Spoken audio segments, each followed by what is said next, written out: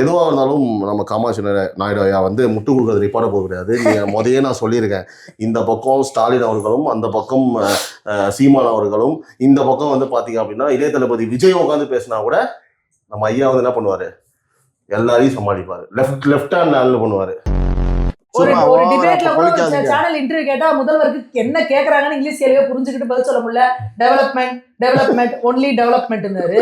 அப்ப நீங்க இப்ப டியூஷன் அது சரி, முதல்வருக்கு தமிழ் நீங்க வேணா டியூஷன் அதெல்லாம் அனுப்ப முடியாது.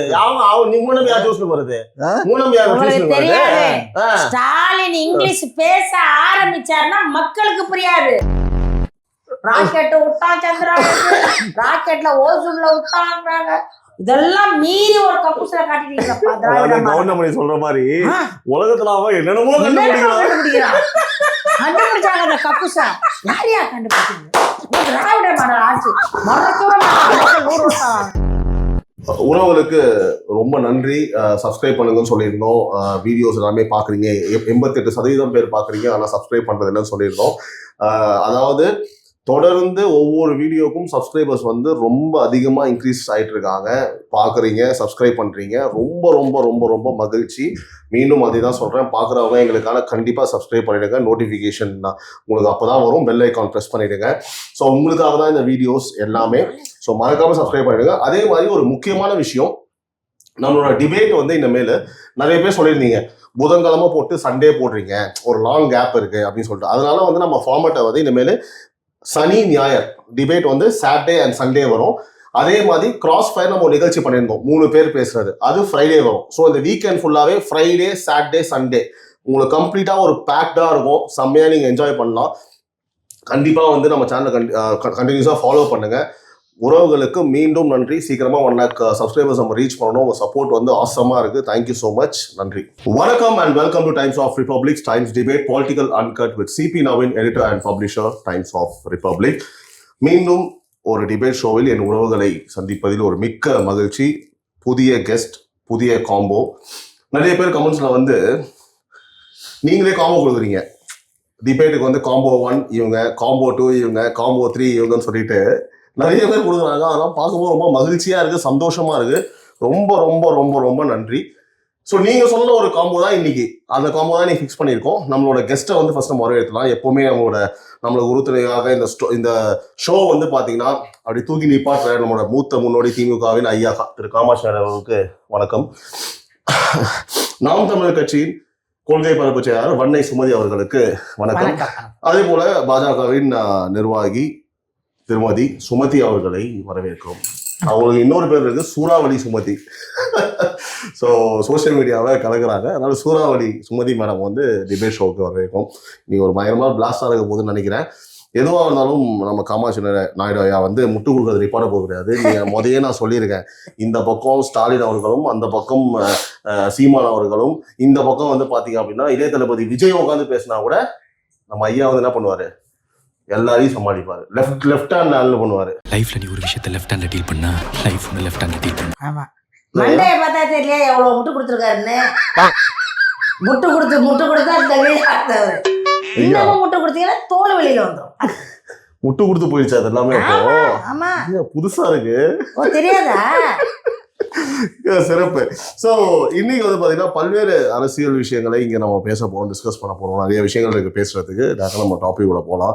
ஃபர்ஸ்ட் வந்து பார்த்தீங்கன்னா மேடம், ஃபாக்ஸான் ஃபர்ஸ்ட் சுமதி பண்ணது. ஃபாக்ஸான் வந்து பார்த்தீங்கன்னா மறுப்பு தெரிவிச்சிருக்காங்க. முதலீடு 15,000 கோடி நாங்கள் பண்ணுறோம்னு சொல்லவே இல்லை அப்படின்னு சொல்லி ஒரு விஷயத்த சொல்லியிருக்காங்க.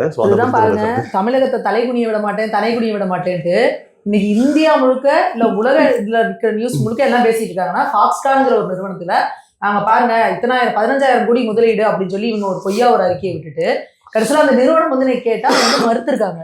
இது எவ்வளவு பெரிய அசிங்கம். இது எப்படி வந்து ஒரு சாதாரண ஏதோ ஒரு ஐடி விங்ல இருக்கிற பையனுங்க, இல்ல வந்து ஏதோ ஒரு டிஎம்கே ஐடி விங்க, இவங்க ஏதோ ஒரு பொருளையை கலப்புறாங்க, ஒரு பொய் சொல்றாங்கன்னா பரவாயில்ல, ஒரு பொறுப்பான முதல்வர் வந்து இந்த மாதிரி சொல்றாரு அப்படின்னா இது எப்படி வந்து இது எவ்வளவு பெரிய தமிழகத்துக்கு தலைகுனிவு. இன்னைக்கு எல்லா பாருங்க, இன்னைக்கு இந்தியாவில் இருக்க எல்லா சேனல்லையும் வந்து போட்டுட்டு வந்து பேசிட்டு இருக்காங்க. ஃபாக்ஸ்கான் வந்து இந்த மாதிரி 15,000 கோடின்னு வந்து இவங்க சொல்லியிருக்காங்க. ஆனா வந்து ஃபாக்ஸ்கான் நிறுவனம் அதை மறுத்திருக்கு அப்படின்னு சொல்லியிருக்காங்க.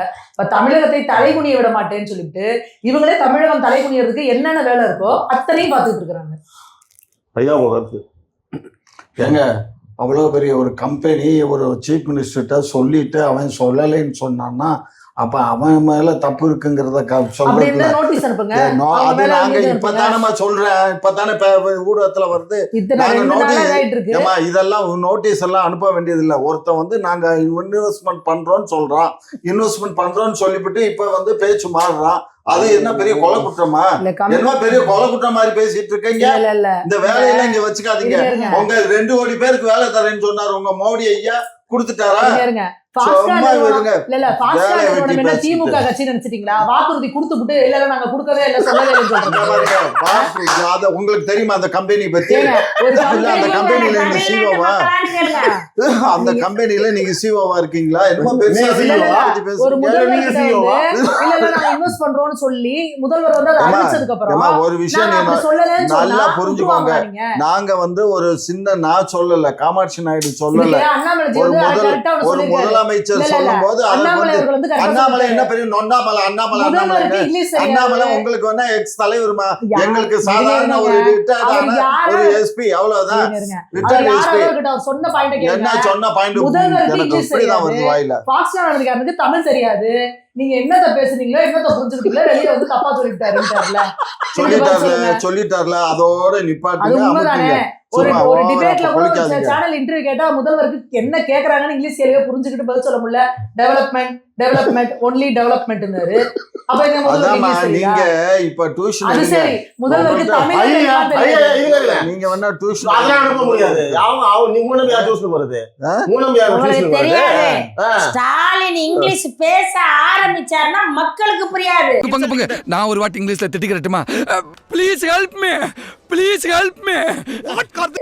திமுக தொண்டர்களுக்கு புரியாது. அதனால அவர் வந்து வேண்டாம் அப்படின்னு சொல்லிட்டு உள்ள அப்படியே வச்சிருக்காரு. அவர் எடுத்து பேச ஆரம்பிச்சா சும்மா பிரில்லியண்டா பேசுவாரு. ஆமா, செம்ம இங்கிலீஷ். அவரு லண்டன் போறாரு, கனடா போறாரு, அமெரிக்கா போறாருன்னா வெள்ளக்காரன்ட்ட பேசிட்டு வர்றாரு. அப்படியே முதலீடு பங்கீடு எல்லாம் பண்றாங்க. தமிழ்ல பேச முடியும்? மொழிபெயர்ப்பு அவர்தான் பேசுறாரு. அவரு ஸ்டாலினே ஒரிஜினல் அவர்தான், எல்லாமே அவர்தான், அனைத்தும் அவர்தான். Meanwhile, action. Development only. என்னடா சொல்லியா? என்ன சொல்லித்தர தெரியுமா தெரியாதா? பக்க முடிச்சு கோவம் எனக்கு. Youngsters வந்து development. இது corruption commission collection இருக்கு. இங்கிலீஷ்ல அது 5 times. நீ எதுக்கு இந்த ஆட்டம் போது இந்த ஆட்டம் எப்படி ஆட்டி? ஐயா நான் என்ன சொல்றேன், இப்போ இந்த ஃபாஸ்கானோட கம்பெனி இஷ்யூ இருக்கு இல்லையா, இது வந்து அது இஷ்யூ எல்லாம் இல்லங்க. இது என்ன இஷ்யூ? என்ன நீங்க என்ன சொல்ல வரீங்க அப்படின்னா, எப்போ உங்க பாணியில லெஃப்ட் ஹேண்ட்ல ஹேண்டில் பண்றீங்க அசால்ட்டா. ஐயா பாருங்க ஒரு விஷயம், அந்த கம்பெனி அது என்ன பொடி கிடையாது, என்ன பொட்டிக்காடு ஃபாசிஸ்ட் வராது அந்த கம்பெனி. உங்கள மாதிரி அவங்க வந்து எந்த ரூபத்துல அவ்வளவு பெரிய நிறுவனம் வந்து பாத்தீங்கன்னா நாங்க சொல்லவே இல்லைன்னு நாங்க சொல்லவே இல்லாதத ஒரு முதலமைச்சர் சொல்ல முடியுமா? எப்படி இருக்காரு பாருங்க. சொல்லவே இல்ல, சொல்லவே இல்ல, சொல்லவே இல்ல, சொல்லுங்க மக்கள்கிட்ட. இங்க பாருங்க, நீங்க வந்து பேசுறது வந்து இது எங்க அப்பன் குதிரைக்குள்ள இல்லைங்கிற மாதிரி பேசுறீங்க. ஒரு சொல்லாத ஒரு வார்த்தையை ஒரு ஆணித்தரமா ஒரு அரசாங்கம் வெளியிட முடியாது. எந்த அளவுக்கு இந்த ஆட்சி வந்து இந்த கட்சி போய் பேசும் அப்படிங்கிறதுக்கு இது ஒரு உதாரணம். அப்ப நீ வச்சுக்கோமா, எனக்கு அதை பத்தி தமிழ்நாடு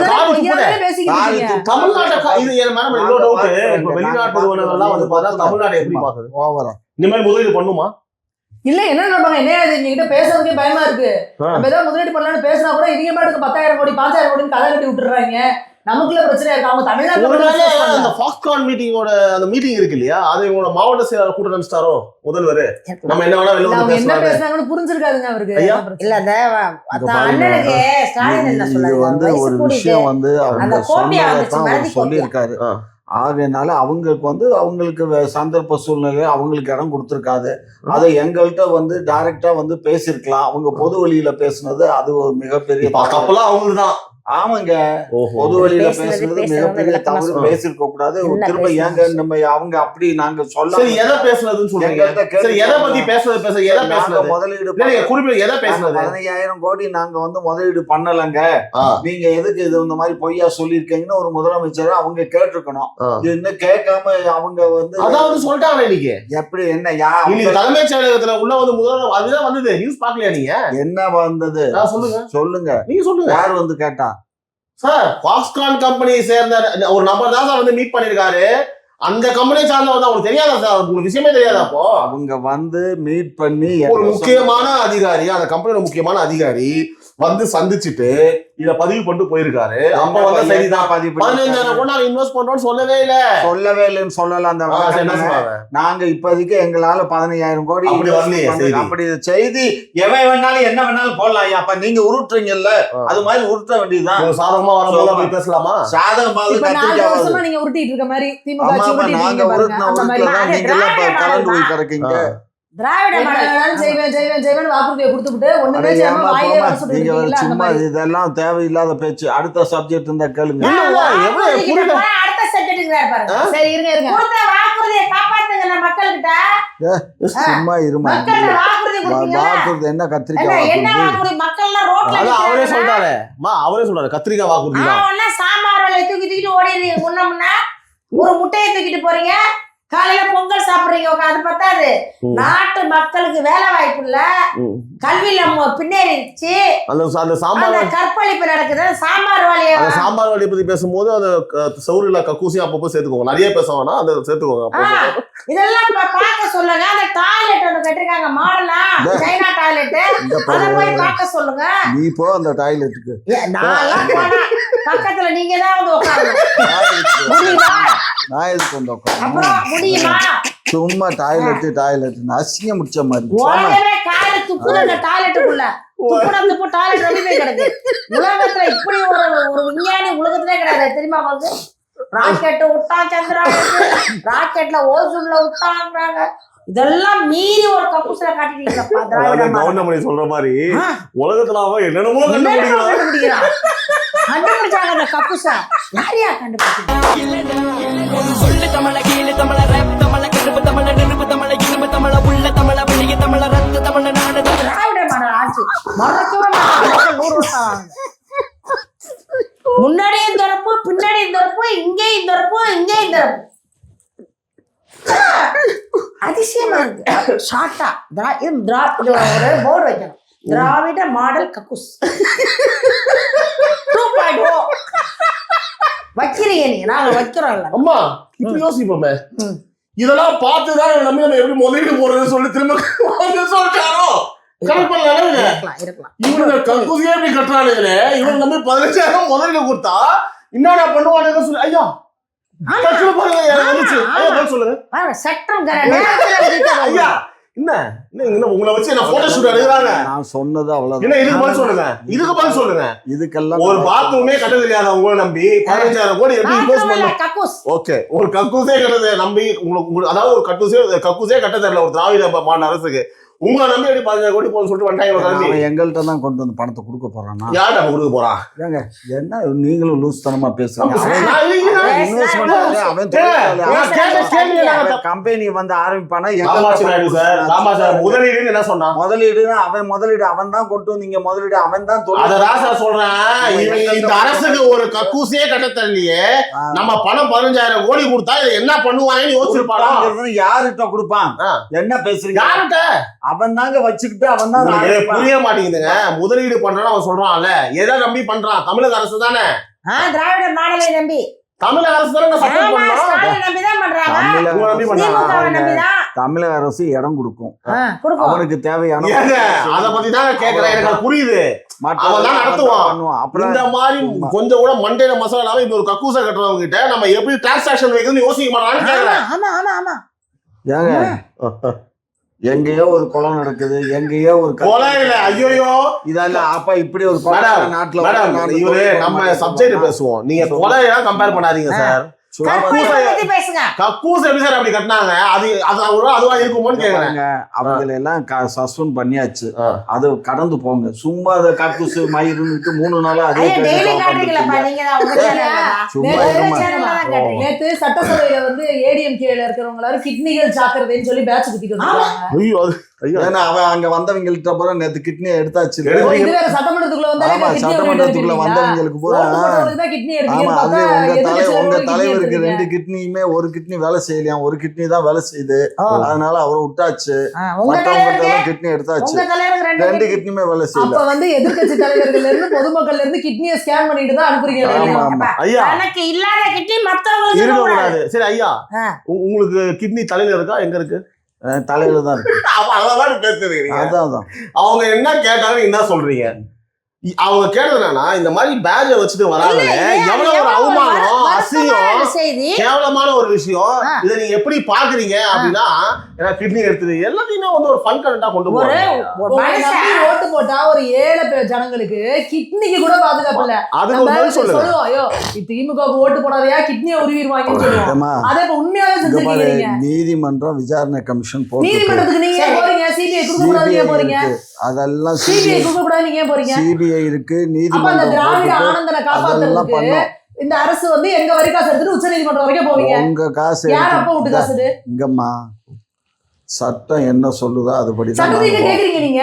நீங்க என்ன சட்டம் படிச்சிருக்கீங்களா? நீங்க உச்ச என்ன சட்டம் நீதிமன்றத்துல படிச்ச இப்ப என்ன மாதிரி நடந்தது? இப்ப நீங்க என்ன கேக்குறீங்க? சும்மா. திமுக எல்லாம் சட்டம் படிச்சிருக்காங்களா? ஒரு திமுகவை சேர்ந்த எம்எல்ஏவோட சேர்ந்த ஹாஸ்பிடல் அது. அந்த ஹாஸ்பிடல்ல தான் அந்த முறைகேடு நடந்திருக்கு. ஆமா. கிட்னி திருட்டு ஆமா. நடந்திருக்கு. ஆ. அதுக்கு என்ன விஷயம்னா நீங்க என்ன செய்யணும்? இங்க பாரு, எனக்கு மக்கள் தான் முக்கியம். அவங்களுக்கு கிட்னி போயிருக்கு, நீதி கிடைக்கணும். சிபிஐக்கு விசாரணை நடந்துன்னு சொல்றதை விட்டுட்டு சிபிஐ கொடுக்க கூடாதுன்னு உங்களோட எம்எல்ஏவை காப்பாத்துறதுக்கு நீங்க உச்ச நீதிமன்றம் வரைக்கும் போறீங்க. இங்க பாருமா, ஐயா நீங்க சொல்லுங்க, நீங்க மூத்த ஒரு 9 வருஷமா இருக்கீங்க.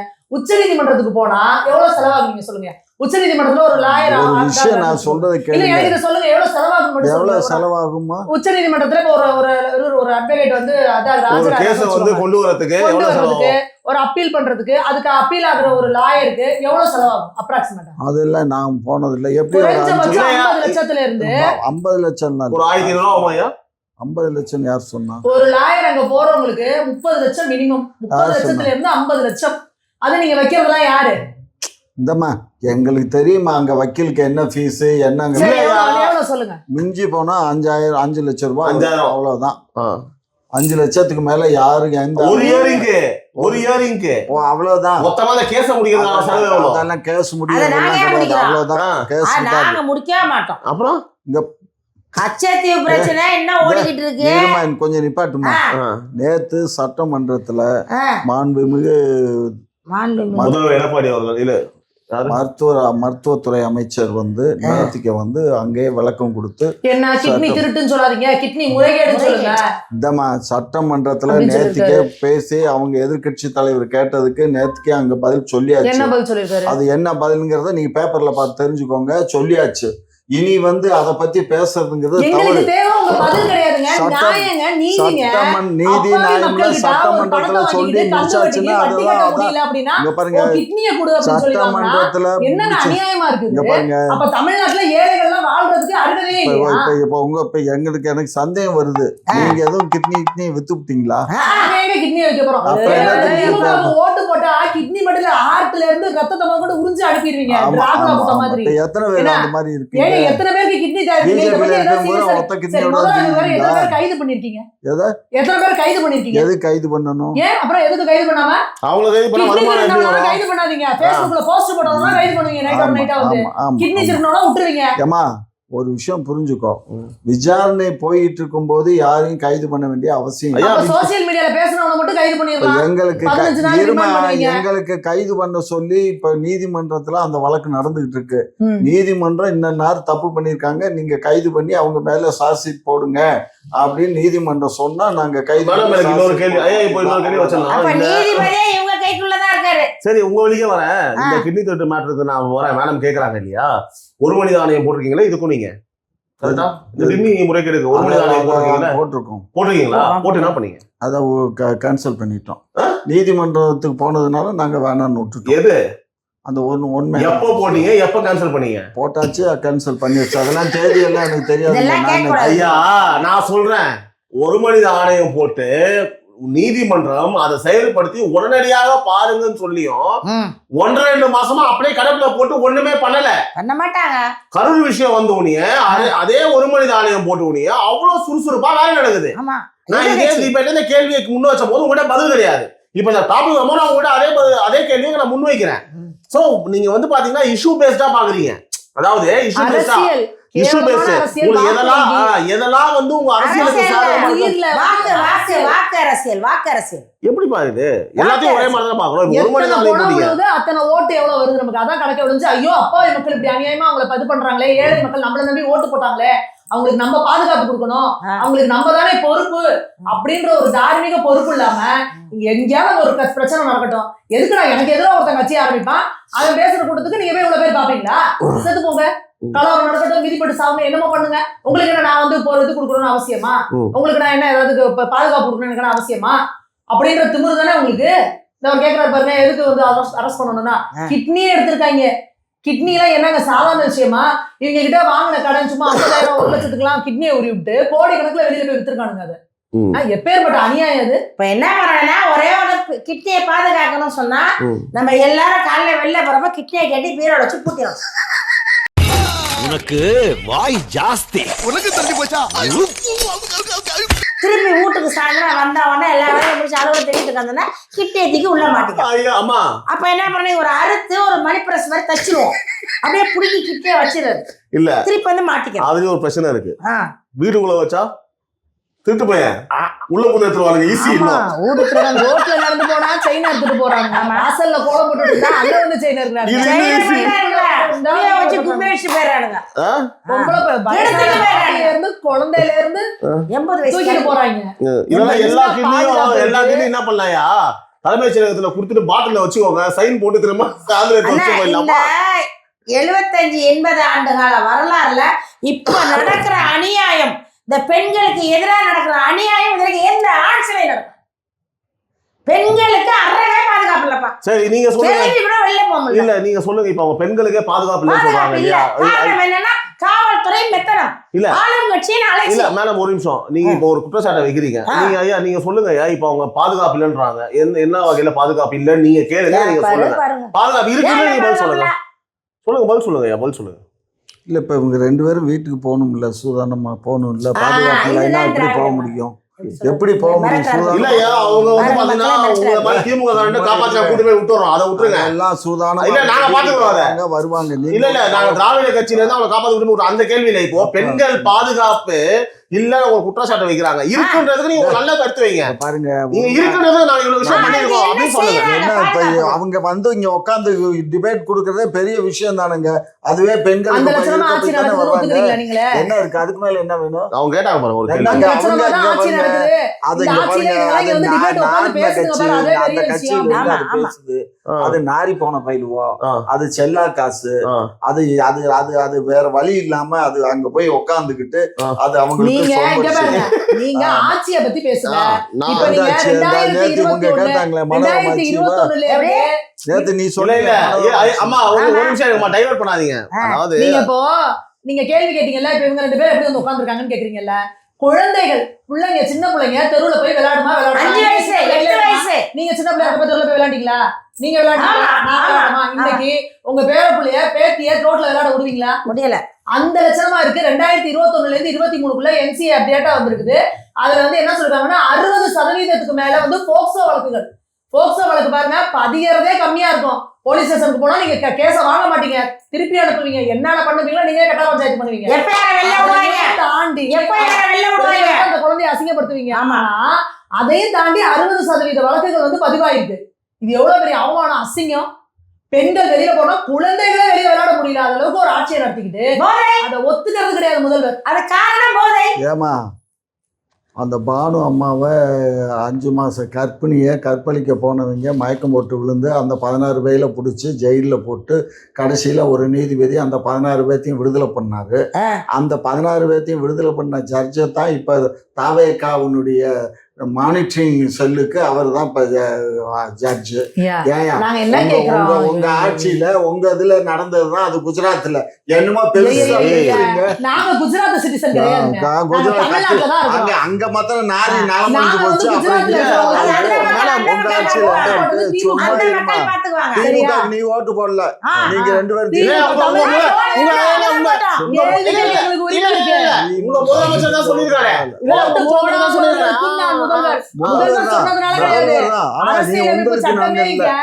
நீங்க முதல்வர் அப்படின்னா இங்க இருக்கிற எல்லாருக்கும் பதில் சொல்ல கடமைப்பட்டிருக்காரு. வீட்டுல யார் யார் ஓட்டு போட்டுருக்காங்க, நான் ஓட்டு போடுறது உங்களுக்கு எப்படி தெரியும்? ஆமா, அது தமிழர் பிரச்சனை சொல்லிருக்காருல்ல. முதல்வர் வேலைன்னா என்னங்க, அதான் இங்க சாக்கடைக்கு அடப்படுத்துறவங்க உங்க கட்சியில தமிழர் பிரச்சனை சொன்னாரு. சொன்னார்ல. அதுல எதிர்கட்சி முதல்வரா இருந்தா மட்டும் அக்குஸ்க்கு அடப்படுத்த வருவாங்க. உங்க முதல்வர் ஆளுங்கட்சி ஆயிட்டாங்கன்னா நீங்க வந்து உங்களுக்கு தலையில வேண்டுமா? இன்னைக்கு முதலமைச்சர் தான் சாராய வியாபாரம் பண்றாரு. நம்ம வீட்டுல இருக்கோம் குடிக்கிற காசை பூரா முதலமைச்சர் வீட்டுக்கு தான் போகுது. இன்னைக்கு ரேஷன்கள்ல வந்து கொள்ளையடிக்கிற காசு முதலமைச்சர் வீட்டுக்கு போகுது. ரோட்ல கமிஷன் வாங்குறது முதலமைச்சர் வீட்டுக்கு போகுது. இந்த புதுசா கக்கூசு போட்ட காசு முதலமைச்சர் வீட்டுக்கு போயிருக்கு. எல்லாமே முதலமைச்சர் தான், அவர் தான் பொறுப்பு. ஓட்டு போடுறோம் போடுறது அப்பாற்பட்டது. எங்கள்கிட்ட வாங்குற வரி பணத்துக்கு ஒரு பதில் சொல்லணுமா இல்லையா? நீ வீட்டுக்கு போகணுமா? போவேன், நான் போவேன். சரி, எங்க சீமான் கில்லி மேல இருக்காரு, நான் வீட்டுக்கு போவேன். நான் கைய வச்சு பாருங்க, தொலைச்சிருவாங்க பிள்ளைங்க. இப்ப இவங்க கருத்து தெரிவிக்கிறாரு. இப்ப நாம் தமிழர் வந்து பாத்தீங்கன்னா அவரு மிரட்டிட்டு போட்டோம். நாம் தமிழர் கட்சி வந்து பாத்தீங்கன்னா எதிர்கட்சியா வரும், திமுக வந்து ஆளுங்கட்சியா வரும் அப்படின்னு சொல்றாரு. உங்களோட கருத்து என்ன? அப்படி ஒரு ஆசை இருக்கு அவங்களுக்கு. மீண்டும் மீண்டும் என்ன ஆசை உங்களுக்கு? நாங்க தான் முதலமைச்சரா வருவோம். நீங்க எதிர்கட்சியா கூட தகுதி இல்லாம அப்படி கீழே போயிருவீங்க. வேணா நம்ம அண்ணாமலை இல்லைன்னா எடப்பாடி வரலாம். இல்ல, மக்கள்கிட்ட போய் ஓட்டு கேட்கறதுக்கு உங்களுக்கு முதல்ல தைரியம் இருக்குங்களா? நாங்க ஓட்டு கேட்காம இவங்க ஓட்டு கேட்காம ஜெயிச்சிருவீங்க. நல்ல ஓட்டு போட்டு ஜெயிச்சிருவீங்க. நாங்களே நல்ல ஓட்டா. நாங்க எதுக்கு? நாங்க என்ன மிஷினை மாத்தி வைக்கிறது? சத்தம் வீட்டுல 250 ஒரே வீட்டுல 250 மிஷினை மாத்தி வச்சு நீங்க எப்படி இப்ப 40 சீட் அடிச்சீங்க தமிழ்நாட்டுல? அப்ப உங்களுக்கு அதுல கூட்டு இருக்கா? இந்த பாருமா, இந்த கதையெல்லாம் இங்க விடாதீங்க. மிஷினை மாத்தி வச்சா இப்ப எப்படி 40 MP வாங்குனீங்க தமிழ்நாட்டுல? அது இப்ப இங்க தமிழ்நாட்டுல உங்களால பண்ண முடியல. அப்ப அதெல்லாம் ஆரம்பத்துல அதான் சார் பேசிட்டு இருக்காங்க. காமாட்சி சார், நீங்க ஒரு விஷயம் புரிஞ்சுக்கோங்க. ஆரம்பத்துல இருந்து பாத்தீங்கன்னா அவங்க ஒரு விஷயத்த முன்வைக்கும் போது நீங்க ஒரு எக்ஸாம்பிள் சொல்லும் போது தமிழ்நாட்டை சார்ந்து சொல்லுங்க. நீங்க என்ன சொல்ல வரீங்க அப்படின்னா, ஆமா ஆமா இல்ல இப்படி சொல்லுங்க, ஆமாமா இங்க நடக்குது, ஆனா இங்க விட குஜராத் அதிகமா நடக்குது, அப்படியாவது குற்றச்சாட்டை முன்வைங்க. நீங்க என்ன பண்றீங்க அப்படின்னா, இங்க பதில சொல்லாமையே அங்க நடக்குதா இல்லையா, இங்க நடக்குதா இல்லையா விஷயத்த வைக்கிறது வந்து முறையா இல்லையா? எல்லா மக்கள் ஜனத்தொகை பெருத்து போச்சு. எல்லா இடங்கள்லயும் தவறுகள் இருக்கத்தான் செய்யுது. எல்லா இடங்கள்லயும் அயோக்கியர்களும் இருக்கத்தான் செய்வான். சரி, அத வந்து நம்ம பெருசு இரும்பு கரத்துல நான் வச்சிருக்கேன்னு சொல்லி இரும்பு கரம் தூரு புடிச்சு போடணும்னு கொட்டி கிடக்குது. ஆமா, அதனால அந்த லட்சணத்துல நீங்க காவல்துறையும் இறுக்கி போட்டு முறுக்கி வச்சிருக்கீங்க. பொறுப்பு டிஜிபியை போட்டு வச்சிருக்கீங்க. அதிகாரப்பூர்வமா டிஜிபியை போட்டு வச்சாரு. அத்தனை போலீஸ் எதுக்கு? பொல பொலன்னு உருந்து போய் கேளுங்க, உங்க முதல்வரை கேளுங்க, எதுக்கு அவங்களுக்கு எல்லாம் அனுப்புறீங்க? நீங்க தான் கேட்டு வாங்கிருக்கீங்க. கேட்கறவங்களுக்கு எல்லாம் அனுப்புவீங்க, கரூர் கூட்டத்துக்கு அனுப்ப மாட்டீங்க. எதுக்கு அங்க அனுப்பணும்? எதுக்கு ஏன் அனுப்ப மாட்டீங்க? இந்த ஒரு பேர் இப்ப இந்த ஒரு ஆம்ஸ்டாங் அவர்களோட கொலை வழக்குல அவர் வந்து குற்றவாளி இருக்கிறாரு. அவருக்கு வந்து அத்தனை போலீஸ் கிட்டத்தட்ட 1000 போலீஸ் அவ்வளவு பாதுகாப்பு அவருக்கு. அரசாங்கம் என்ன செய்யுமோ அதனுடைய பணியை அது செய்யும். இந்த மாதிரி பேசாதீங்க. இறுதி ஊர்வலத்துல ஏன் நாளைக்கு ஒரு ஜாதி கலவரம் வந்தா என்ன பண்ணுவாரு?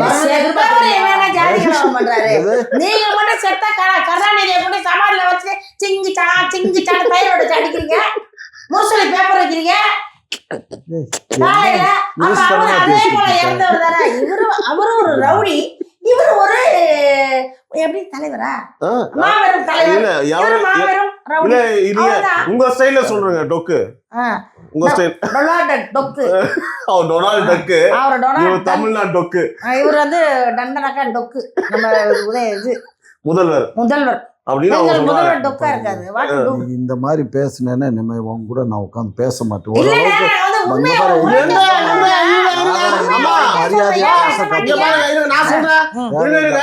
நாகரிகமா பேசுறத பத்தி யாரு வேணாலும் பேசலாம். திமுக காரங்க பேசவே கூடாது. நீங்க அந்த லெவலுக்கு போறீங்க. இவரை சொல்லுங்க, நீங்க வாழும் உதாரணம் தோகான் இருக்காரு, அவரை விட்டுறீங்க சிவாஜி கிருஷ்ணன் போறீங்க. என்னங்க யாருங்க பேச மாட்டாரு, முட்டு கொடுப்பாரு. உங்களுக்கு வேணுமா? இந்த வீடியோல பேசும்போது பேச என்கிட்ட 100 வீடியோ அச்சு. அவர் இவருக்கு பேசணும்னா முட்டு கொடுக்கணும்னா அவன் இவன் அசிங்கமா பேச மாட்டாரு. அவன் இவன் ஓகேவா? அவன் கலக்குறான். ஆமா, என் வயசுக்கு நான் இதுதான் வயசு. என்ன இது வயசுக்கு இதுங்க மாதிரி? அப்ப நான் ஒண்ணு கேக்குறேன். இப்ப வந்து முதல் வந்து எவ்வளவு 78 வயசா? அப்ப 80 வயசு ஆளை வந்து கூப்பிட்டு வாடா போனான்னு சொல்ல முடியலாமா? அதானே கேக்குறேன். ஏங்க அது திராவிட மாடல். நேத்தே வந்து முதல்வர் சொல்லியிருக்காரு பாருங்க, கவனத்தை ஈர்க்கிறதுக்காக செருப்பை விட்டுருக்காங்க அப்படின்னு. இனிமே கவனத்தை ஈர்க்கணும் அப்படின்னா ஐயான்னு கூப்பிடுவாங்க. கவனிக்கல செருப்பு எடுத்து சொன்னீங்க மேடம். ஐயா நீங்க பேசுறது முதல்வர் கேட்டாரா? ஐயா கேட்க மாட்டாரு. ஐயா கேட்டிருப்பாரு. ஏன்னா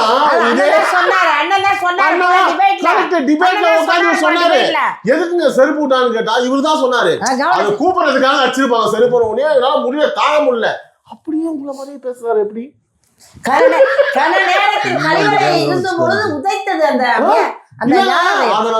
சிரிச்சு ஏங்க இப்படி மாநில போய் பேசுறீங்க? மனசாட்சி இருக்கா? நான் கொந்தளிச்சேன். ஆனா முதல்வர் இவரு பேசுற மாதிரியே பேசுறாரு. எப்படிங்க? உண்மைதாங்க. நீங்க திரும்ப சொல்றீங்க. எதுக்கு செருப்பு வச்சாங்க? உண்மைதான். எது சொல்லுங்க. சொல்ல வாய் வரல பாருங்க. சொல்லுங்க சொல்லுங்க. எது வச்சாங்க? செருப்பு வச்சாங்க. எது வச்சாங்க? கவனம் இருப்பு. அது மட்டும் இல்ல தம்பி, அது வந்து அன்னைக்கு நிகழ்ச்சியிலே போட்டிருந்தாங்க தம்பி. அவர் பேசிட்டு இருக்காரு, மக்கள் எல்லாம் மயக்கடிச்சு விழுவுறாங்க. அப்ப ஒரு உதவி வேணும்னு கேட்கறதுக்காக அவனை கவனத்தை ஈர்க்கதான் செருப்படுத்த அடிச்சேன்னு அவரே சொன்னார். அந்த கூட்டத்துல இருந்தவரே சொன்னாரு. ஏன்னா இவர் கூப்பிடுறாரு, கத்துறாரு, காதல உள்ளவல சுத்தி இருந்த தற்கொலை எல்லாம் ஊன்னு சங்கு ஊதுறாங்கள ஒழிய பக்கத்துல யாரும் மயக்கடிச்சு விழுந்தா நம்ம எல்லாம் என்ன பண்ணுவோம்? மனசாட்சி இல்ல. நம்ம ஒரு பெண்ணை சாஞ்சவனே தூக்கிட்டு ஓடுவோம். இவங்க அப்படியே மேலே ஏறி மிதிச்சுட்டு போயிட்டாங்க. தற்கொலை ஏமா தாக்கு அப்படி இல்ல. அந்த இடத்துல வேற எதுவும் பண்ண முடியாத சூழ்நிலை. அவன் குனிஞ்சானா அவன் கீழே விழணும். அப்புறம் என்ன பண்ண முடியும்? அது காரணம் யாரு? கூட்டத்தை கூட்டியது தவறு, கூட்டமாக கூடியது தவறு, காவல்துறை குறைத்து அனுப்பியது தவறு, அந்த கூட்டத்தை ஒழுங்குபடுத்தாதது தமிழ்நாட்டு அரசின் தவறு. அனைத்து பேரோட தவறை வச்சு அனாதே ஒரு இறந்துட்டாங்க. மேடம் அதே மாதிரி திரு நயினார் நாகேந்திரன் அவர்கள் வந்து நேத்தரோட பயணத்தை ஆரம்பிச்சிருக்காரு இல்லையா? ஸோ அதை பற்றி தங்களோட கருத்து என்ன? கூட்டம் எப்படி இருந்தது? வரவேற்பு எப்படி இருக்கு? புது தலைவர், புது பயணம், தங்களோட கருத்து, மற்றவங்களோட கருத்தும் அவங்க தெரிவிக்கிட்டோம். எப்பவுமே தெரிஞ்சதானே பாஜகவுக்குன்னு இங்கே ஒரு பெரிய ஒரு இது அலை இருந்துட்டு தான் இருக்கு. எந்த அளவுக்கு இந்த திமுக வந்து இப்படி கேவலமா ஆட்சி நடத்துதோ அதோட முழுக்க அந்த அதிருப்தி எல்லாமே வந்து இங்க கண்டிப்பா இன்னொரு கட்சி நமக்கு வந்து ஒரு மாற்று கட்சி வேணும், ஒரு மாற்று அரசியல் வேணும், மாற்று தலைவர்கள் வேணுங்கிற தேவை வந்து இன்னைக்கு தமிழகத்துல இருக்கு. இப்போ அடுத்து வந்து இவங்க வந்து தமிழகம் தலை நிமிர தமிழனின் பயணம் அப்படின்னு சொல்லிட்டு அவர் வந்து மதுரையில இருந்து ஆரம்பிச்சிருக்காரு. சோ நேத்து சென்னையில நடந்தது. நல்ல கூட்டம், மக்கள் கிட்ட நல்ல ரெஸ்பான்ஸ். இது வந்து நிச்சயமா வந்து மக்கள் கிட்ட போய் அந்தந்த பகுதி மக்களை போய் சந்திச்சு அங்க அந்த பகுதி மக்கள் கிட்ட என்ன பிரச்சனை இருக்கு அதை பத்தி அவர் பேசுறாரு. அப்ப அவங்களுக்கு மக்களுக்கு தெரியும். அட்லீஸ்ட் இப்ப முதல்வர் என்னன்னா ஒரு பிரச்சனை இருக்குன்னு சொன்னா அதை ஒத்துக்கிறது கூட ஒரு மனசு கிடையாது. ஒரு தப்பு இருக்குன்னா இது தப்புன்னு ஒத்துக்கிட்டாதானே அதுக்கு நீங்க என்ன நடவடிக்கை எடுக்கணுமோ பண்ணுவீங்க. அதெல்லாம் கிடையாது. அப்படி ஒரு விஷயமே நடக்கல அப்படின்னு பூசி முழுவதுதான் முதல்வரோட ரெண்டா இருக்கு. இந்த 4 வருஷமா நம்ம பாத்துட்டு இருக்கிறோம். அதுப்போ அந்த ஏரியால வந்து நின்று ஒரு தலைவர் வந்து உங்களுக்கு இந்த பிரச்சனைகள் இருக்கு, அப்ப நாங்க இதெல்லாம் பாத்துட்டு இருக்கோம், உங்களுக்காக நாங்க குரல் எழுப்புறோம், உங்களுக்காக நாங்க இருக்கோம்னு சொல்லி இது பண்றப்போ நிச்சயமா அந்த பகுதி மக்கள் கிட்ட வந்து அதுக்கான ஆதரவும் பெரிய லெவல்ல இருக்கு. அப்போ திமுக என்ன தெரிஞ்சுக்கணும், நேத்துல நாங்க அந்த வடசென்னை பகுதியில வந்து துப்புரவு தொழிலாளர்களுக்கான போராட்டம்லாம் பெரிய லெவல்ல இருந்ததுலயே அவங்க பெரும்பான்மையா வசிக்கிற மக்கள் வந்து துப்புரவு தொழிலாளர்கள். அப்போ அந்த துப்புரவு தொழிலாளர்கள் வந்து இந்த தமிழக அரசு எப்படி கேவலமா நடத்துச்சு அப்படின்றதுலாம் ஐயாவுக்கு தெரியும். அவங்க வந்து அந்த கூலி எங்களுக்கு கம்மியா இருக்குதியா அப்படின்னு கேட்டாங்க அந்த துப்புரவு தொழிலாளர்கள். அவங்களுக்கு போய் கேட்கறதுக்கு முடியல முதல்வரால. கூலி படத்தை பார்த்துட்டு உட்காந்து கமெண்ட் போட்டுட்டு உட்காந்துருந்தாரு, ட்வீட் போட்டுட்டு உட்காந்துருந்தாரு. இங்க இருந்து கரூருக்கு நைட்டோட நைட்டா ஓடுறாரு. இங்க இருந்து ரிப்பன் பில்டிங் எவ்வளவு தூரங்க? ரிப்பன் பில்டிங்க்கு போனாரா? இப்ப அந்த மக்களை பார்த்தாரா? ஏன் துப்புரவு பணியாளர்கள் சொல்லாதீங்க, தூய்மை பணியாளர்கள் சொல்லுங்க. நாங்க பேரு வைப்போம் கலர் கலரா, ஆனா சோறு வைக்க மாட்டோம் அப்படிங்கிற மாதிரி நீங்க பேரை மாத்துனீங்கன்னா உங்க பிரச்சனையே தீர்த்துருவீங்க. அதனால பேரு மாத்துறீங்க. மைக்க வாங்கி சொன்னார் முதல்வர், தூய்மை பணியாளர்கள்னு சொல்லுங்கன்னு. ரிப்பன் பில்டிங்ல போய் மைக்க வாங்கி நீங்க பேச வேண்டியது தானே? என்னமா உங்களுக்கு பிரச்சனை? ஏன் இப்படி இருக்கீங்க? அங்க பெண்கள் முதற்கொண்டு இருக்கிறதுக்கு கழிவை அங்க யூஸ் பண்ண டாய்லெட்டை யூஸ் பண்ணக்கூடாதுன்னு க்ளோஸ் பண்ண மனிதாபிமானிகள் தானே நீங்க. இதே எதிர்கட்சி இருந்தப்ப என்ன பண்ணீங்க? தனியாருக்கு இது மாதிரி தாரவாக்குது ஏடிஎம்கே அரசு, பாருங்க அடிமை அரசு அப்படின்னீங்க. நீங்க வந்து என்ன பண்ணிட்டு இருக்கீங்க? அதாவது நீங்க எதிர்கட்சியா இருக்கப்ப சேலம் சென்னை 8 வழிச்சாலை ஐயோ விவசாய நிலம்லாம் போச்சேன்னு வாயில வேலை அடிச்சுக்கிட்டீங்க. அதே நீங்க வந்தோடனே சென்னை சேலம் 8 வழிச்சாலைன்னு பேரை மாத்தி போட்டு நீங்க அதை இம்ப்ளிமெண்ட் பண்றீங்க. எல்லாம் அது எப்படிங்க அதுக்கு உடனே அவர் ஏகவாளி கேக்குறாரு, ஏன்பா ரோடு எல்லாம் போடாம பில்டிங் எல்லாம் கட்டாம எப்படிப்பா என்னப்பா பண்றது, எங்க நிலத்துல விவசாய நிலத்துல தான் கட்ட முடியும், அப்புறம் நம்ம மனுஷன் தலையில கட்டிக்க முடியும்னு கேக்குறாரு. அதான் அப்ப ஏன் எதிர்கட்சி தலைவரா இருந்தப்ப நீங்க எல்லாம் விவசாய நிலம் போச்சு, நெல் கதிரை வச்சிருந்து பண்றாங்க, ஒரு கிளவி தலையில விழுந்துட்டு அழுவுது, நெஞ்சில் அடிச்சுக்கிறாங்க, இதெல்லாம் போட்டு சீன் கிரியேட் பண்ணீங்க சன்னி அவங்க இருக்கும் மேபி. அது அப்போ அது போன மாசம். சார் உங்களோட கருத்து சார்? அலையா கூட்டம் வந்ததாக நான் கேள்விப்பட்டேன். இந்த நயினார் நாகேந்திரன் வட சென்னையில் பிரச்சாரத்துக்கு போகும்போது விஜய்க்கு என்ன கூட்டம் வந்துச்சோ அது மாதிரி அலையா வந்துச்சான். கண்டிப்பா அவங்க முதல்வரோட முப்பெரும் விழாக்கு வந்ததை விட இங்க கூட தான் வந்துச்சு. ஏன்னா போட்டு கொடுத்து கோழி பிரியாணி கொடுத்து புடவை தரேன் போறப்ப சாரத்துக்கு தலையில வச்சு சொல்றாரா? அதுதான் கிண்டலா கேலி பண்றாரு. நாங்க யாருக்கும் கோல்ட்ரு கொடுக்கறது இல்ல, கோழி பிரியாணி கொடுக்கறது இல்ல, 200 ரூபாய் கொடுக்கறது இல்ல. ஏங்க நாங்க சொல்றோம், நீங்க சொன்னா நீங்க அந்தந்த மாவட்டத்துல தான் அங்க போறோம், அங்க போய் பாக்குறாங்க. நீங்க இதெல்லாம் கொடுத்துமே நம்ம முதல்வர் பேசுறதுக்குள்ள சீட்டு சாரிக்கு தலையில வச்சுட்டு போயிடுறாங்க. நயினார் நாகேந்திரன் நல்லவர், வல்லவர், வசதியானவர், கொடுக்கறதுக்கு தகுதியானவர், கொடுப்பார். அதை பத்தி நீங்க கவலைப்படாதீங்க. நாங்க ஏங்க கவலைப்படுறோம், நீங்க தாங்க கவலைப்படுறீங்க. அவர் கொடுக்கிறவரை கொடுக்க விடாம செய்யாதீங்க. அவர் கொடுப்பாரு, அவருக்கு அது ஒன்றும் பெரிய கொசுறு எறும்பு கடிச்ச மாதிரி தான். அவருக்கு சொத்து அவ்வளவு சொத்து கிடக்கு. அதனால நீங்க கவலைப்படாதீங்க. ஏழை எளிய மக்களுக்கு அள்ளி கொடுக்கட்டும், வாரி கொடுக்கட்டும்.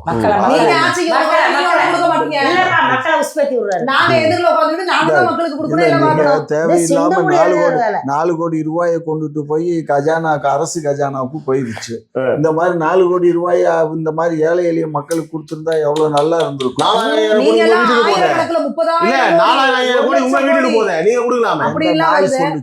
எந்த நாய்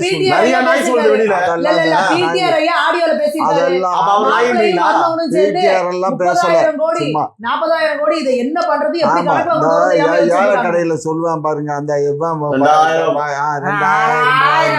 ஆமா மாதிரி சொல்லி 50,000 கோடி 1 லட்சம் கோடி போட்டு ஓட்டு போட்ட மக்களுக்கு பிம்பிலிக்கு பிம்பிலிப்பி பிலாப்பிங்கிறதுக்கு மொத்தம் பட்ஜெட் எவ்வளவு போடுறோம், பட்ஜெட்ல எவ்வளவு அமௌண்ட் இருக்கு, இந்த அரசாங்கம் என்ன பண்ணோம். பட்ஜெட் வந்து ஒயிட்ங்க, நீங்க போடுறதெல்லாம் பிளாக்ல. நாங்க பிளாக்ல எங்க நாங்க நோட் அடிக்கிறோமா? நாங்க தான் நோட் அடிக்கிறோம். பாருங்க, ஒரு விஷயம் நல்லா புரிஞ்சுக்கோங்க. நீங்க 2 பேரும் பெண்களா போயிட்டீங்க, கொஞ்சம் வாய் வீணா பேச என்ன சொன்னாரு அவங்க நேரத்துக்கு முன்னாடி? இங்க பாரு, நான் உங்ககிட்ட பேச மாட்டேன், நீ நாகரிகமா பேச மாட்டேன். இப்ப எது இந்த ஸ்டேட்மெண்ட்? நீ பெண்களா போயிட்ட, ஆம்பளை வந்து அசியமா பேசுவேன், கேவலமா பேசுவேன், பெண்கள் அநாகரிகமா பேசுவேன். அப்புறம் நீங்க அந்த ஸ்டேட்மெண்ட் ஏன் சார் வைக்கிறீங்க? அந்த ஸ்டேட்மெண்ட் அப்பயே அந்த ஸ்டேட்மெண்ட் வைக்கிறீங்க. பேசுங்க, தைரியமா பேசுங்க. நீங்க என்ன பெண்களை அப்ப நீங்க பெண்களை இறங்குறீங்க? 2 பேரும் ஒரு பேச்சாளர், ஒரு கட்சியோட ஒரு மாநில பொறுப்புல இருக்காங்க, ஒரு நிர்வாகி, அவங்க சிறந்த பேசக்கூடியவங்க, பாயிண்ட் எடுத்து வைங்க. தப்பிக்கிறீங்க. அவங்க பேசுறது எல்லாமே அவத்தமா பேசுறாங்க.